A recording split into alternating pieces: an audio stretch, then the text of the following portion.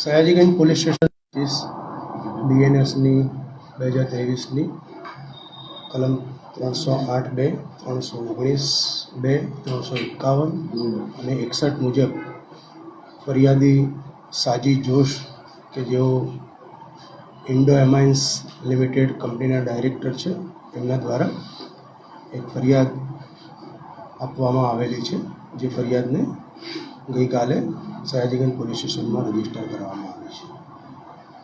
જે સંદર્ભે આરોપી જીતસિંહ રાણા અને આરોપી સુનિલ મહેડા અને એની સાથેના બાઉન્સર વિરુદ્ધમાં ઓફેન્સ રજીસ્ટર કરી અને આગળની કાર્યવાહી કરવામાં આવેલી છે।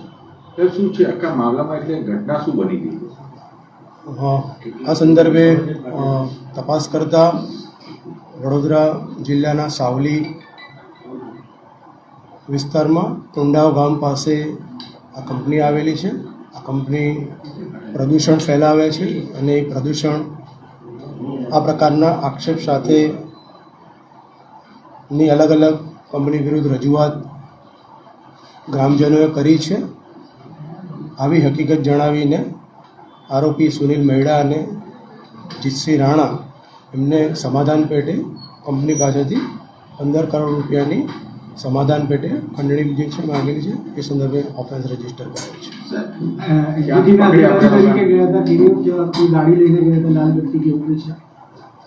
એમની ગુનાના કામે ગાડી પણ કબજે કરી છે અને એમાં એમની સરકારી અધિકારી તરીકે ઓળખ થાય એ પ્રકારની લાઇટ પણ એમાં જણાયેલી છે, એટલે ગુનાના કામે એ ગાડી કબજે કરવામાં આવી છે।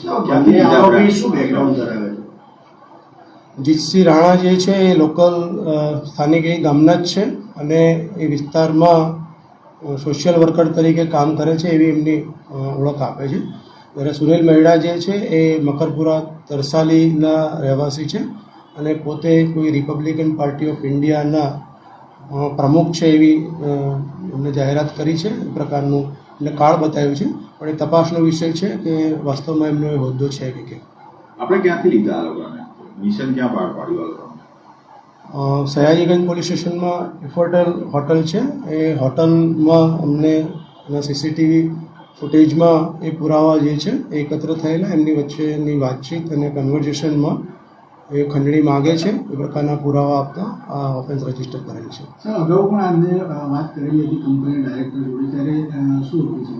એ પ્રકારની કોઈ હકીકત અત્રે સુધી ઇન્વેસ્ટિગેશનમાં કોઈ ધ્યાનમાં અમને આવેલી નથી, એ તપાસનો વિષય છે। બીજું જે પણ કોઈ તપાસમાં આવશે એમાં આગળ કાર્યવાહી કરીશું। અગાઉ કોઈ ગુનામાં લોકોના નામ આવ્યા? અમે એ ગુજકોપમાં અને અલગ અલગ જગ્યાએ ચેક કર્યું છે, હજી સુધી કોઈ પ્રકારની આ પ્રકારની હકીકત ધ્યાને આવી નથી। ફરી એક વખત તમામને અમે વિનંતી કરીએ છીએ કે આપની પાસે આ પ્રકારની કોઈ ખંડણીની માગણી કરી હોય કે કંઈ પણ હોય તો તમે અમારો સંપર્ક કરી શકો છો। આરોપી તરીકે આ બે છે કે કોઈ સિન્ડિકેટ, એટલી મોટી રકમ છે? અત્યારે હાલ તો આરોપી તરીકે આ બે છે, એની સાથેના બીજા બાઉન્સર બતાવે છે, તપાસ કર્યા પછી એની પર વિશેષ પ્રકાશ પાડી શકાશે। આજે રિપબ્લિકનું કાર્ડનું કહે છે કે જે પ્રમુખ છે કોઈ પોતાના નેતાઓ સાથે કંઈ કોન્ટેક્ટ કેવું કંઈ ખરું? કેટલી વાત થતી? અત્યારે હાલ એમની પાસેથી જે એમને તપાસના કામે અમે જે કાર્ડ કબજે કર્યું છે એ તપાસ અમે કરીશું કે ખરેખર એનો હોદ્દેદાર છે કે કેમ, એ હોદ્દો ધરાવે છે કે કેમ, અને જો એમાં પણ કંઈ હોદ્દો નહીં ધરાવતા હોય અને ખોટું નામ ધારણ કરી અને એનો ઉપયોગ કર્યો છે, ચોક્કસ એ દિશામાં પણ અમે કાર્યવાહી કરીશું। હવે કઈ દિશામાં આગળ તપાસ?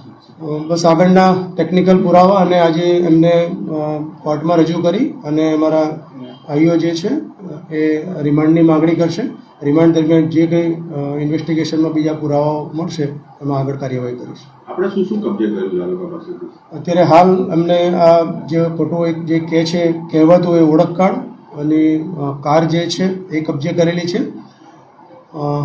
બીજા કોઈ અન્ય પુરાવા જે છે એ તપાસના કામે ગુનો રજીસ્ટર થયા પછી જે રિમાન્ડ મળશે એમાં આગળ ઉપર કાર્યવાહી કરવામાં આવશે। આ જ કાર પર લાલબત્તી લગાવી હતી લોકો? હા, એ જે કાર અમે કબજે કરી છે એમાં જ એ પ્રકારની લાલબત્તી લગાવેલી છે એવો પ્રાથમિક પુરાવો મળ્યો છે, એટલે ગુનાના કામે કબજે કર્યો છે। ઓડિયો જે વાયરલ થવાની વાત છે, માલિક જોડે આરોપી કરેલું શું છે? એમાં એના માલિક જે છે એમની પાસેથી આ પ્રકારની ખંડણી માગે છે. એ પ્રકારનો અમારી પાસે પ્રાથમિક પુરાવો છે અને અમે FSLમાં આગળ પર ચેક કરાવી અને આગળની કાયદેસરની કાર્યવાહી કરીશું. Okay thank you sir.